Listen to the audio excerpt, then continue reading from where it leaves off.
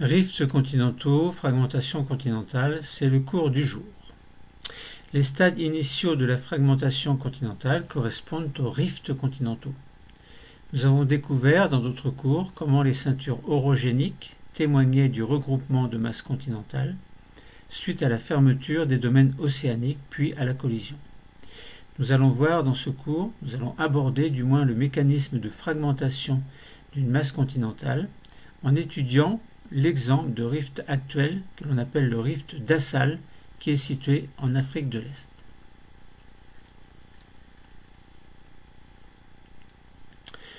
Commençons par dégager une problématique. Donc nous parlons de rifts continentaux, de fragmentation continentale, mais nous ne savons pas ce que ça veut dire évidemment. À l'inverse des zones d'orogénèse, où la convergence des plaques aboutissait à l'épaississement de la lithosphère continentale, nous avons vu, ou nous allons voir plutôt, qu'il existe des zones de fragmentation et d'effondrement que l'on appelle les rifts continentaux, qui sont situés dans des régions de divergence. Alors la problématique suivante peut être dégagée. Quelles sont les caractéristiques des rifts continentaux et comment se forment-ils? Nous verrons dans d'autres cours, on parlera d'océanisation, mais ça c'est pour plus tard. Alors, on a dit, on parle du rift d'Assal. Essayez de trouver sur Internet des documents en relation avec le panorama du rift d'Assal vers le nord-ouest. Trouvez également donc des schémas montrant la région des grands rifts africains et puis également, au passage, très important, une carte géologique simplifiée du rift d'Assal et avec les mesures GPS. Puis, si vous pouvez, essayez d'avoir un profil topographique, donc suivant une coupe qui sera perpendiculaire aux deux lacs que l'on va nommer tout à l'heure et qui montrera, donc cette coupe de profil AB montrera des foyers et on verra qu'il y a des microséismes enregistrés durant un certain temps et selon les géologues, nous verrons que ces petits tremblements de terre sont provoqués par des mouvements au niveau de failles et d'une zone magmatique centrale. Donc pour l'instant, dans votre esprit, ça reste un peu flou. Alors essayons de préciser un petit peu plus. Tout d'abord, le panorama du rift d'Assal vers le nord-ouest.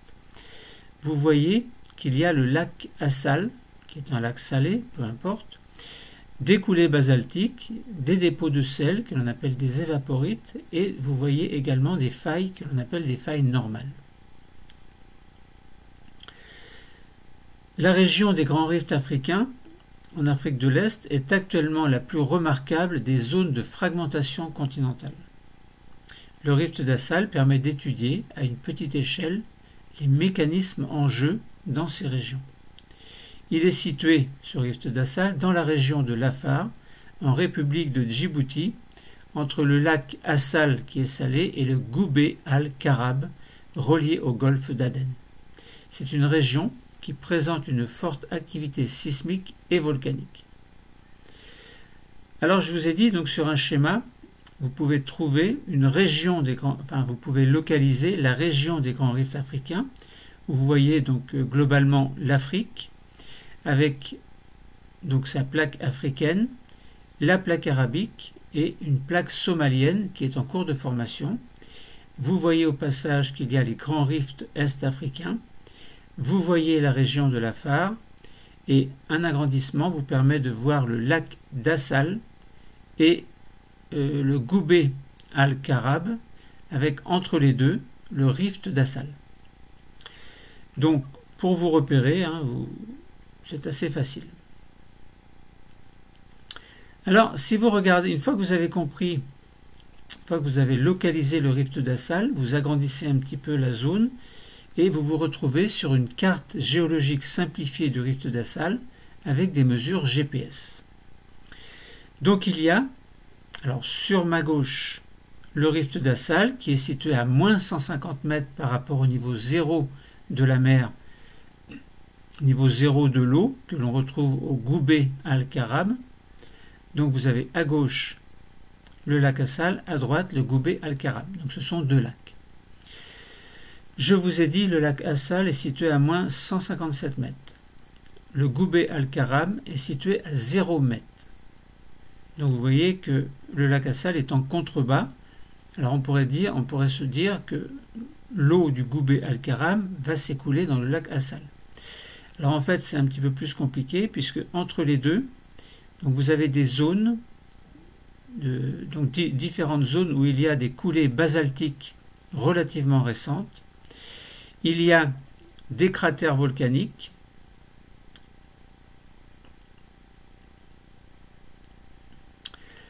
Alors, cratères volcaniques qui sont à moins 157 mètres d'altitude, pour certains, du moins. Donc, ils sont également en contrebas par rapport au Goubet Al-Karam.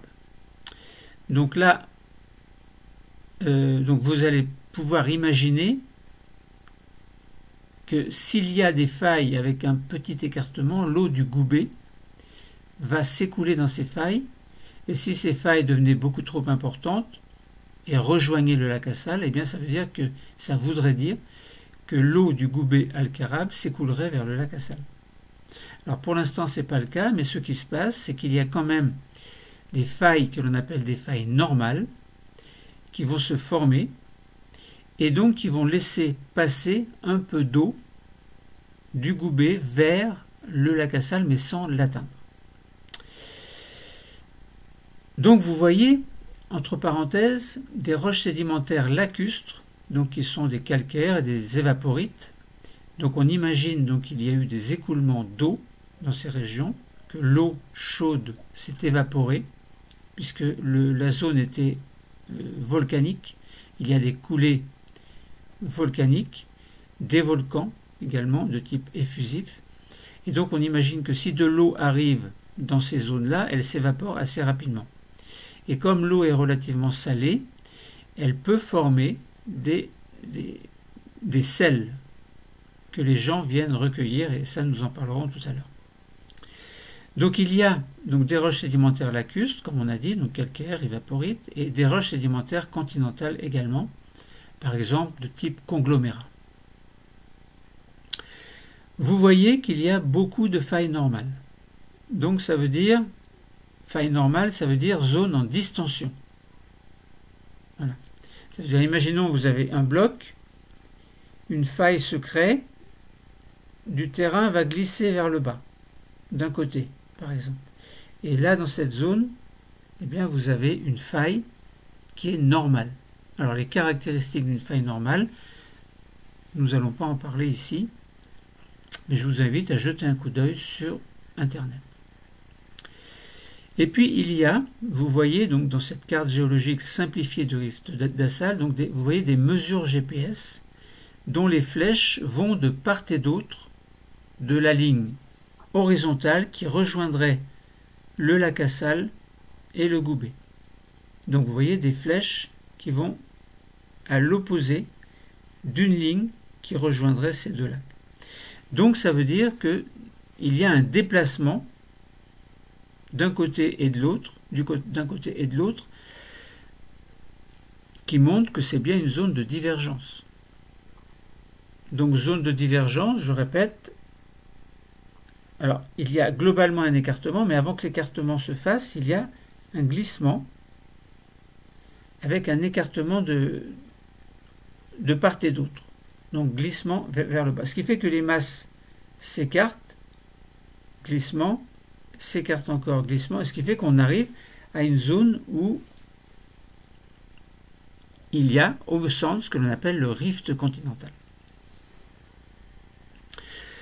Alors, si vous faites une coupe perpendiculaire, donc vous avez les deux lacs, ligne horizontale, et si vous faites une coupe perpendiculaire que l'on va dire AB, c'est une coupe suivant un profil AB, comme je viens de vous dire, et localisation, on peut localiser des foyers de microséismes qui sont enregistrés durant un certain temps par les scientifiques.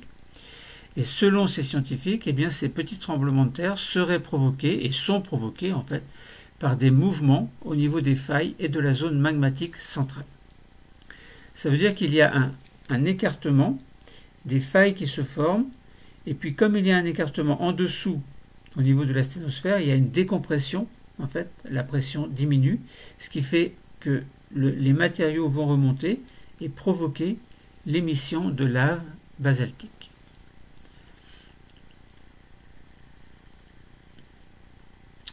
Voilà, donc ça c'était pour le profil topographique au niveau de l'axe du rift. Enfin, au niveau de l'axe du rift, on voit que donc il y a en profondeur, à une profondeur par exemple de 6 km, donc entre 0 et 6 km, eh bien, il y a des microséismes avec une remontée magmatique. Donc ça c'était pour le document, le premier document, avec les 4 sous-documents que l'on va appeler le document numéro 1. Alors, dans ce document numéro 1, donc, on a pu dégager les caractéristiques du rift d'Assal, donc ce que nous allons préciser un petit peu plus.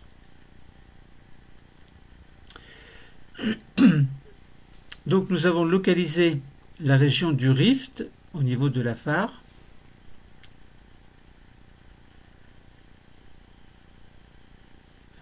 Problème technique. Donc, je vous disais qu'on a pu localiser donc le rift de la région de la phare, donc la partie centrale en quelque sorte, à l'intérieur d'un système de rift à la frontière des plaques africaines et somaliennes. On a présenté, donc on a vu qu'il y avait un effondrement le long d'une faille normale en contrebas duquel on retrouve des coulées basaltiques récentes et des dépôts évaporitiques de sel. Nous avons également repéré, donc vu qu'il y avait un parallélisme au niveau des failles normales, on ne l'a pas dit mais je vous le dis, il y a un parallélisme, je vous ai dit qu'il y avait plusieurs failles normales situées de part et d'autre du rift.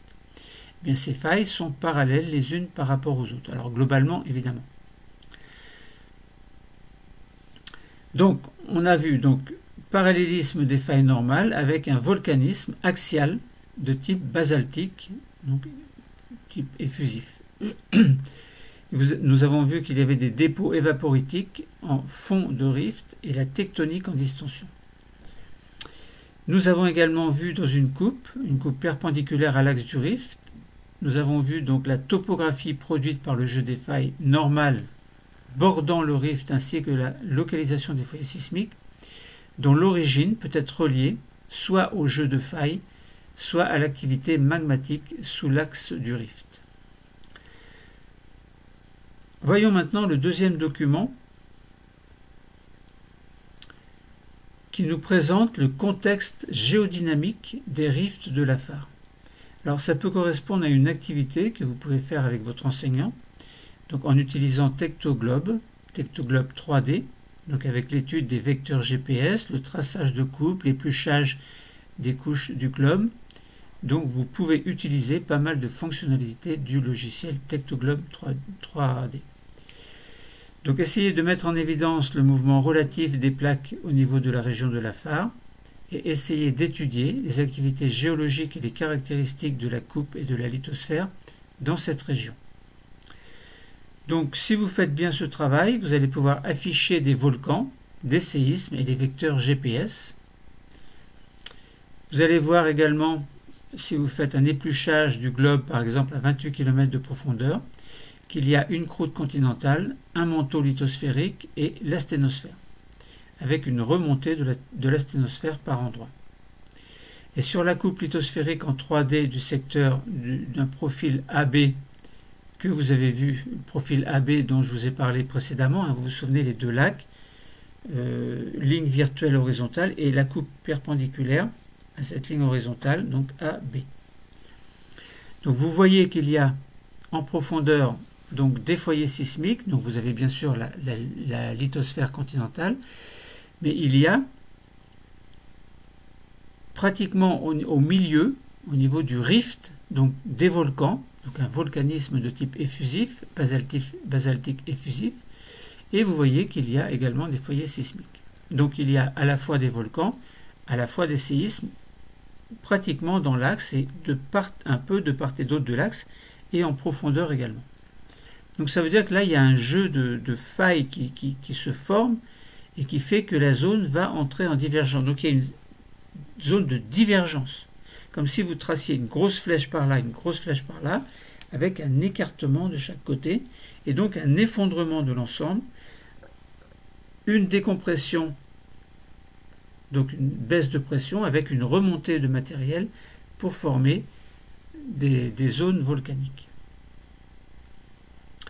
Donc ça, c'était pour ce document numéro 2, que l'on va appeler numéro 2.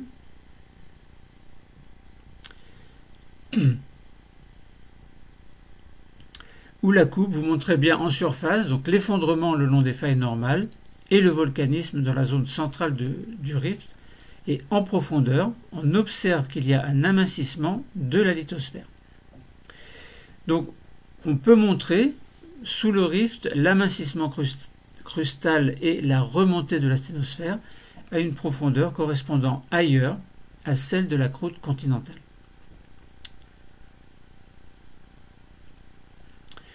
Alors, à titre indicatif, seulement,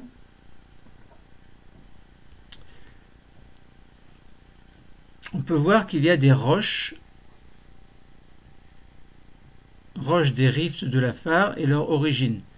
Quelle est leur origine? Pourquoi est-ce qu'on voit qu'il y a des dépôts de sel? Pourquoi est-ce que l'on voit des hommes travailler pour extraire ce sel au niveau du rift de la Far? Eh bien, ça veut dire qu'il y a une activité qui est mise en place. L'activité, c'est celle d'un rifting continental, dont nous parlerons dans d'autres cours pour préciser l'océanisation qui se met en place. Au fur et à mesure de l'effondrement du rift continental, de l'eau de mer va envahir les zones basses en s'infiltrant par le réseau de failles. Lors de l'évaporation, des minéraux précipitent pour former des évaporites, qui sont par exemple du carbonate de calcium, du carbonate de magnésium, donc des calcaires et ce que l'on appelle des dolomies. Il y a également du sulfate du calcium, donc c'est du gypse en fait, et du chlorure de sodium, donc sel-gemme ou halite par exemple. Et depuis très longtemps, les dépôts de sel de la Far sont une ressource exploitée par l'homme. Donc l'amincissement lithosphérique entraîne une remontée de matériaux chauds asténosphériques entrant en fusion partielle vers 50 à 70 km de profondeur. Le magma ainsi formé remonte le long des failles et provoque des fontaines de lave et des coulées en surface. Si les mécanismes de distension se poursuivent, eh bien ce magmatisme pourra donner naissance à une nouvelle dorsale océanique, avec au centre, en fait, le rift continental, mais qui va disparaître tout doucement pour laisser place à un rift océanique, en quelque sorte, rift d'une dorsale océanique.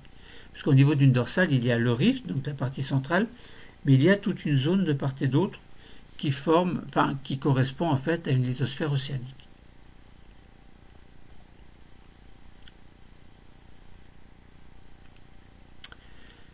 Donc voilà, c'était pour le document numéro 3. Alors maintenant, si vous voulez, je vous propose de faire un petit travail montrant que vous avez bien compris. Donc, afin de comprendre les mécanismes mis en jeu dans la formation d'un rift continental, voici 3 questions que je vous propose. Première question, alors je ne répéterai pas les questions, je vais les dire doucement, donc écrivez bien. Écrivez bien dès que je vous dis la phrase, parce que je ne la répète pas, ou alors vous faites pause et vous revenez en arrière, mais ça vous le savez bien.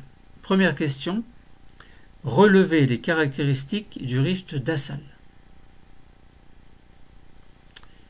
Deuxième question, identifiez le contexte géodynamique du rift de la Far et ses conséquences sur la lithosphère. Troisième question, expliquez les liens entre le contexte géodynamique des rifts continentaux et leurs caractéristiques. Donc je vais vous donner la réponse. 5, 4, 3, 2, 1. Première question. Relevez les caractéristiques du rift de la Far. De la Far. Les caractéristiques du rift d'Assal sont, premièrement, tectonique en distension.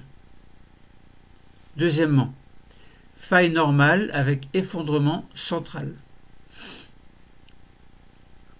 Troisièmement, volcanisme actif basaltique au centre du rift.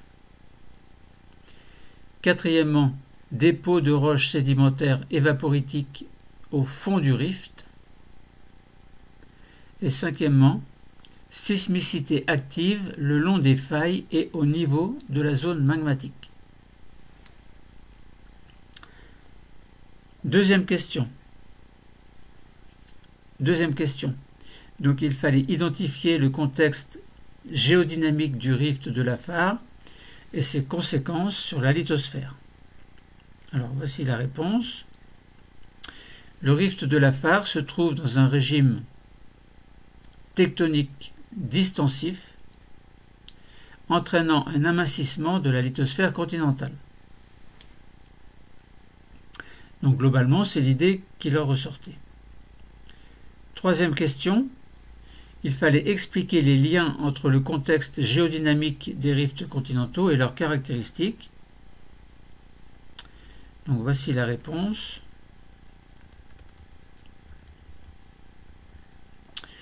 Le régime tectonique en distension provoque un amincissement de la lithosphère, s'accompagnant en surface de la fracturation de la croûte continentale le long de failles normales parallèles, ce qui forme un fossé d'effondrement ou rift continental. L'amincissement lithosphérique est également à l'origine du magmatisme responsable de l'activité volcanique au centre du rift. L'activité sismique est la conséquence du jeu des failles normales, mais aussi de l'activité magmatique. Enfin, la faible épaisseur d'eau envahissant les zones basses est à l'origine, en climat chaud et sec, d'une sédimentation évaporitique. Donc ces relations de causalité peuvent être représentées sous forme d'un schéma que je vous invite à essayer de bien comprendre. Donc dans ce schéma, essayons de reprendre les caractéristiques des rifts continentaux qui s'expliquent dans leur contexte géodynamique. Donc nous voyons qu'il y a un contexte géodynamique de divergence. C'est ce que nous avons mis en évidence. Donc ça, c'est la cause. Il y a deux grands types d'effets possibles. Premier type d'effet possible, c'est qu'on sera dans une tectonique en distension. Deuxième type de conséquence, donc on va de la cause vers l'effet. Donc à partir d'un contexte géodynamique en divergence, on a donc un amincissement de la lithosphère. L'amincissement de la lithosphère, qui devient la cause et non plus l'effet. Tout à l'heure c'était l'effet, on avait la cause. Alors, en fait, on part de cause pour aller vers l'effet. On a une grande cause, on avait deux grands effets. Premier, on va faire dans l'ordre. Donc, première cause, le contexte géodynamique en divergence. Premier grand type d'effet, et je vais jusqu'au bout de ce premier grand type d'effet. On verra le deuxième grand type d'effet après. Ce serait mieux comme ça pour comprendre. Donc, contexte géodynamique en divergence. Premier type d'effet, tectonique en distension. Donc, ça veut dire distension. La distension, donc la tectonique en distension qui était l'effet, devient la cause de faille normale. Donc, la tectonique en distension qui est une cause provoque un effet, et cet effet, ce sera la formation de failles normales. La formation de ces failles normales deviennent une cause qui provoque un effet. Et l'effet, ce sera la formation d'un rift ou fossé d'effondrement. Ce rift ou fossé d'effondrement devient une cause. Et l'effet produit par cette cause, c'est la sédimentation évaporitique au fond du rift. Donc vous avez bien compris, je répète, contexte géodynamique en divergence, tectonique en distension, puis faille normale puis rift où fossé d'effondrement, puis sédimentation évaporitique au fond du rift. Contexte géodynamique en divergence. Deuxième grand type d'effet. On aura amincissement lithosphérique, puis magmatisme, puis activité volcanique dans l'axe du rift. Donc là, vous avez bien compris qu'on est bien dans un contexte géodynamique de divergence avec une tectonique en distension et donc un amincissement de la lithosphère, des failles normales qui se forment avec un magmatisme en parallèle qui se forme également, donc qui remonte en surface, enfin la lave remonte en surface, un rift ou fossé d'effondrement se forme au niveau duquel il y a une activité sismique, mais il y a également une activité volcanique dans l'axe du rift qui provoque également une activité sismique. Autrement dit, l'activité sismique a deux causes, le rift ou fossé d'effondrement et l'activité volcanique, tout ceci dans l'axe du rift. Voilà, donc c'était les caractéristiques des rifts continentaux qui s'expliquaient bien dans leur contexte géodynamique de divergence.